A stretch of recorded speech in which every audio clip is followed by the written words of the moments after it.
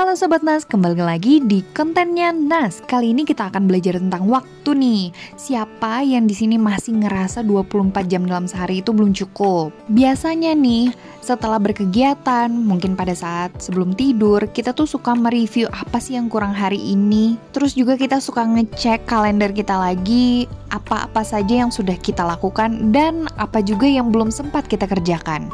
Dua langkah ini sebenarnya udah bagus nih teman-teman. Nah, is okay aja kalau misalnya teman-teman masih ngerasa waktu dalam sehari itu kurang. Itu wajar kok. Maka dari itu, kali ini kontennya Nas akan ngebahas tuntas nih tentang kekhawatiran teman-teman semua. Nah, ada satu pertanyaan penting nih, kenapa sih kita selalu ngerasa kurang waktu dalam sehari? Menurut buku ini, ada dua hal penting nih yang bisa bikin kita tuh ngerasa waktu tuh kurang terus. Yang pertama, busy bandwagon dan infinity pulse. Busy bandwagon sendiri adalah sebuah mindset atau budaya di masyarakat yang bilang kalau misalnya kita pingin sukses, kita harus seproduktif mungkin setiap menitnya. Maka dari itu, dari sinilah kita sudah terpatri bahwa ketika kita malas, kita akan tertinggal dari orang lain. Sebenarnya ini bagus, tapi kita menjadi melakukan hal-hal yang sebenarnya tidak penting. Setelah itu ada infinity pulse yang kita artikan sebagai distraksi yang tidak ada habisnya. Contohnya kayak scrolling Instagram, YouTube, Twitter, game, dan kadang kita tuh ngerasa bahwa ini tuh istirahat. Setelah scrolling berjam-jam, kita merasa bersalah lalu balik bekerja. Tapi dengan ada perasaan kecewa dan menyesal terhadap waktu yang sudah terbuang-buang tadi.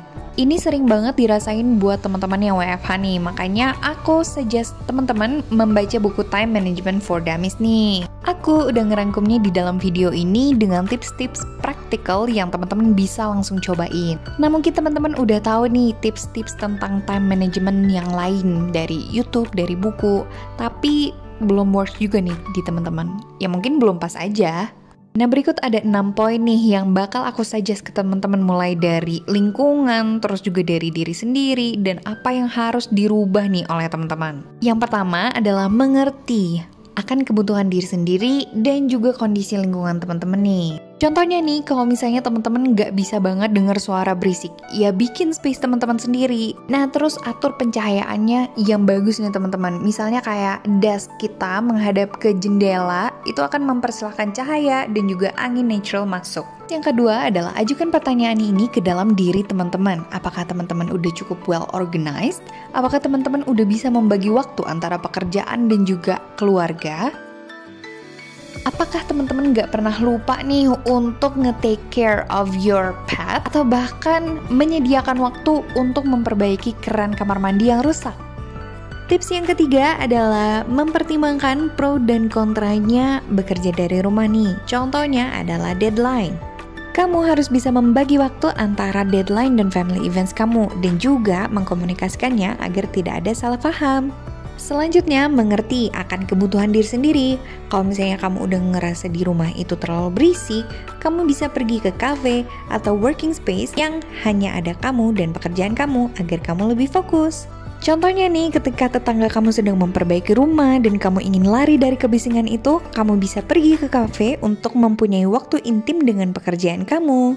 Selain itu, kita juga harus mulai mempertimbangkan personal space kita nih. Contohnya kayak scented candle yang bisa meningkatkan konsentrasi kita.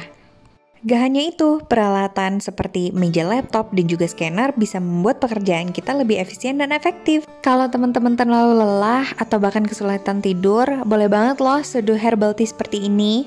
Tips berikutnya adalah getting the work done from home. Salah satunya adalah dengan cara berpakaian seprofesional mungkin selayaknya kita pergi ke kantor.